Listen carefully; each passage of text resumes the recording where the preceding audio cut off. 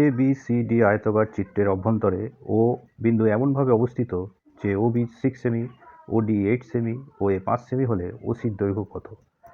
এখন আমরা ওসির দৈর্ঘ্য খুব সহজেই একটি সূত্রের সাহায্যে বের করতে পারি। সূত্রটা আমি লিখছি: O B square plus O D square is equal A O square plus O C square. এই সূত্রটিতে মান বসিয়ে আমরা খুব সহজেই ওসির মান বের করে ফেলতে পারি। নিচে আমি করে দিয়েছি। এখন আমরা এই সূত্রটিকে প্রতিষ্ঠিত করব। দেখো, প্রথমে আমরা ও বিন্দু দিয়ে এ বি এর সমান্তরাল সরলরেখা আঁকলাম P Q.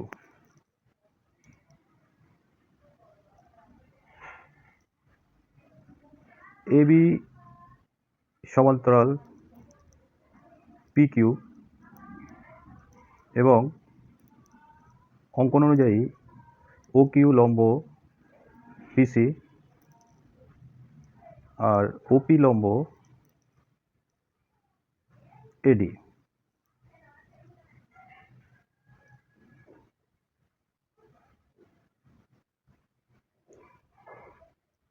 O B square plus O D square is equal, ছবিতে দেখো বি ও কিউ কিন্তু একটি সমকোণী ত্রিভুজ হলো।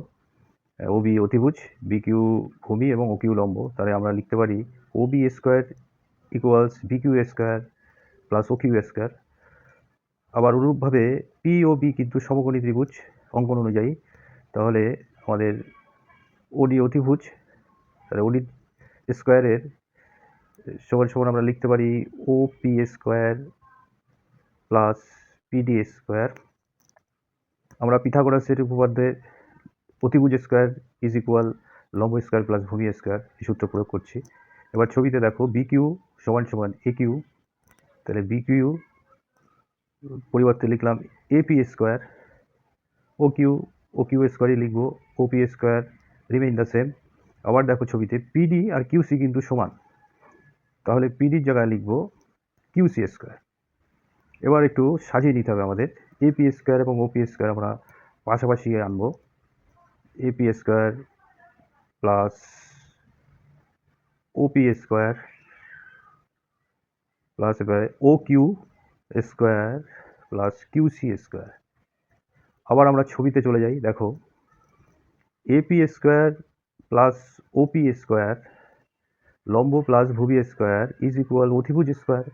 তাহলে আমরা লিখতে পারি এ ও স্কোয়ার প্লাস অনুরূপভাবেই আমরা O Q square plus QC square লম্ব স্কোয়ার প্লাস ভূমি স্কোয়ার ইজ ইকুয়াল অতিভুজ স্কোয়ার অর্থাৎ ওসি স্কোয়ার। তাহলে দেখো আমরা ফর্মুলাটি প্রতিষ্ঠিত করে ফেললাম, A O square plus OC square.